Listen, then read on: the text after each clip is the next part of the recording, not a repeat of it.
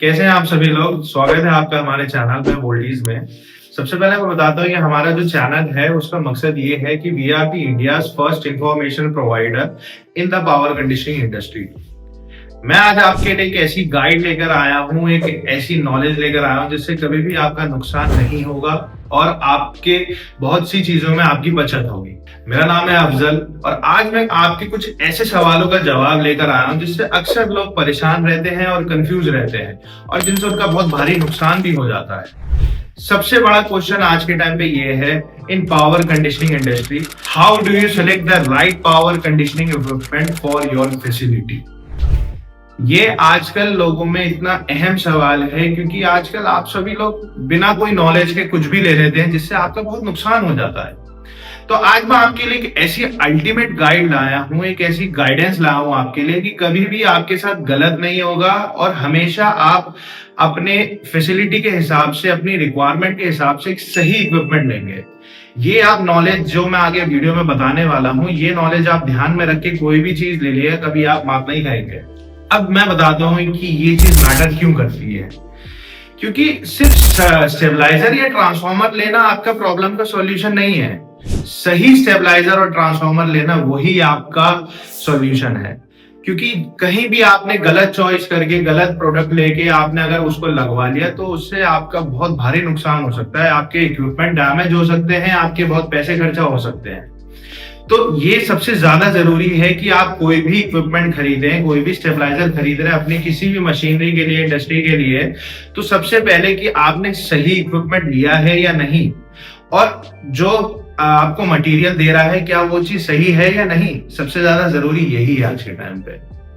मैं आपको बताऊंगा सारी डिटेल्स, सारी चीजें जिससे आपकी सारी सेविंग्स में बचा सकता हूं, सारे आपका खर्चा नुकसान होने से मैं बचा सकता हूं।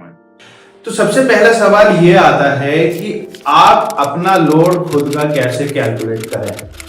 सबसे जरूरी पॉइंट ये है क्योंकि अगर आपने कल को गलत लोड आपने कैलकुलेट कर लिया, आपका लोड ज्यादा है या आपका फ्यूचर में लोड बढ़ गया, जिसकी वजह से आपने एक सर्वो स्टेबलाइजर ले लिया, आपने कैलकुलेशन ठीक नहीं करी और आपने सर्वो स्टेबलाइजर कम रेंज का ले लिया, कम कैपेसिटी का ले लिया, तो उससे आपके डैमेज इक्विपमेंट के चांसेस बहुत ज्यादा बढ़ जाते हैं।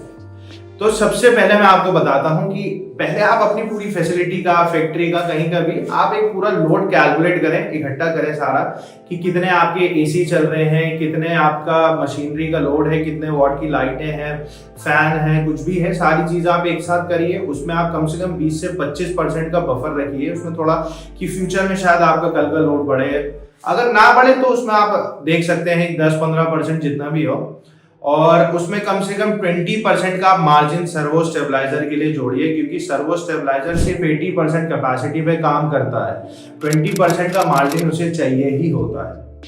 तो यहाँ मैं आपकी ऐसे हेल्प और कर सकता हूँ, डिस्क्रिप्शन में एक हमारा लोड कैलकुलेटर का एक लिंक मेंशन्ड है, तो आप उसमें खुद जाके इजीली अपना लोड कैलकुलेट कर सकते हैं, जिससे आपको अपना फैक्ट्री का एक्यूरेट लोड पता चल जाएगा, जिससे आपको पता चल जाएगा कि हमें कौन सा कितने केवीए का सर्वो स्टेबलाइजर लगाना चाहिए।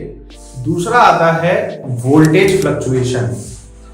अब बहुत से लोगों को पता नहीं होता है कि हमारे साइड पे कितना वोल्टेज आ रहा है, कितनी फ्लक्चुएशन हो रही है, कितने मेरे को कितने इनपुट वर्किंग रेंज से मेरे को सर्वो स्टेबलाइजर लेना चाहिए।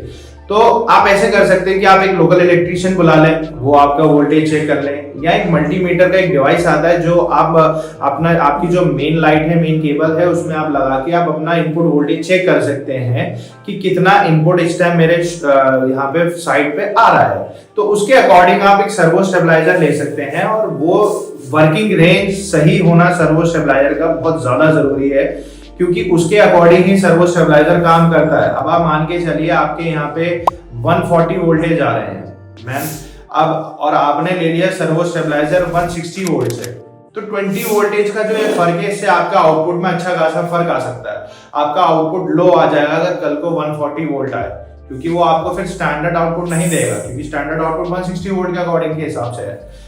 अब जो 140 वोल्टेज आ गया आपका, तो उसके अकॉर्डिंग आपका वोल्टेज आने लगेगा 200 का, होना चाहिए वो 230, बट वही अगर आप 140 से 270 वोल्टेज का लेंगे तो वो आपको स्टैंडर्ड आउटपुट देगा, वो आपको 230 का आउटपुट देगा वो। क्योंकि वेरिएक में भी सेटिंग्स होती हैं, वेरिएक्स में भी साइज का फर्क होता है, साइज बड़ा होता है जब भी जाके वोल्टेज जो कार्बन होते हैं उसमें घूमते हैं, जब भी जाके आपका वोल्टेज एक्यूरेट होता है। तो ये चीज सबसे ज्यादा जरूरी है कि आप अपना वोल्टेज फ्लक्चुएशन का जो है आप चेक करें और उसके अकॉर्डिंग ही सर्वो स्टेबलाइजर लें। आपका वोल्टेज वर्किंग रेंज सही होना सबसे ज्यादा जरूरी है, क्योंकि वरना फिर वही उसी प्रॉब्लम पे आ जाएंगे, उसी फ्लक्चुएशन वाली सिचुएशन पे ही आ जाएंगे अगर आपने अपना वर्किंग रेंज के हिसाब से सही स्टेबलाइजर नहीं लिया। तो सबसे ज्यादा जरूरी है एक आपका लोड कैलकुलेशन, दूसरा आपका वोल्टेज फ्लक्चुएशन का पता होना कि मेरे यहाँ पे कितने वोल्टेज आ रहे हैं। ये 2 पॉइंट होना सबसे ज्यादा जरूरी है। ये बेसिक पॉइंट है जिससे आपको पता चलेगा कि हाँ कि मैंने सर्वो स्टेबलाइजर सही लिया है या नहीं लिया है।